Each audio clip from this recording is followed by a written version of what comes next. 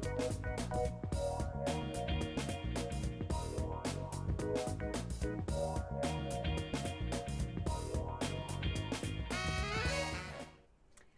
guests today are two people that I admire beyond expression for who they are as individuals, who they are as a couple, the power of love that they share and bring to all their work, the courage to fight for what is right, and they are no strangers to this show. She began her career as a dancer, a ballerina specifically. He a singer. They met at Radio City Music Hall, which changed their lives in quantum ways. They are a dynamic team of a composer, writer, lyricist. They have 3 poignant musicals based on great works of literature, Ebenezer, A Patch of Life, and The Haunted Bookshop. And they are here today to tell the true life story, or their true life story, in her book, Saving Radio City Music Hall, A Dancer's True Story. It's out on Turning Point Press.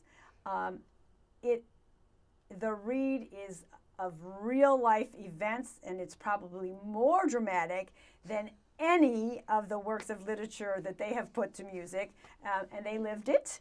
And I'm pleased to welcome them here back to the show, Rosemary Nevellino Mearns and William Mearns.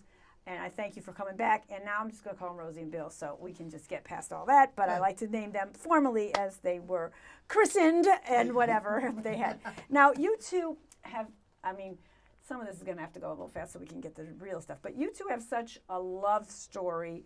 We will share some of that as we tell the story.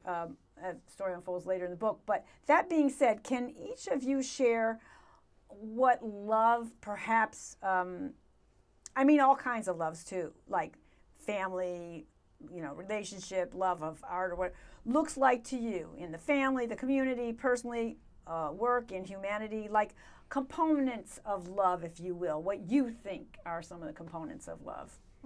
That's a very good question. Components of love, honesty.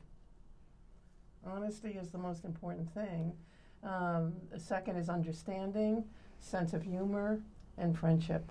And I'm going to underscore friendship, because I think that is the thing that will really make a marriage and a relationship grow and continue. Well, I'm going to say, I wasn't going to jump into this, but when I first met them, I met them on a film set. Yeah. And we were out in Brooklyn sitting at a table. And then we came back the next day, and you know how you kind of gravitate back to the same thing.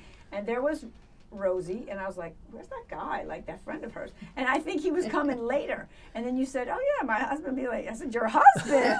I thought that you two were these two great friends that were just hanging, that you'd done other stuff together, and you were like best friends, which you are. Yes, we are. But I didn't even think that, I didn't think about whether you were married or not married. I just saw these two great, fun people.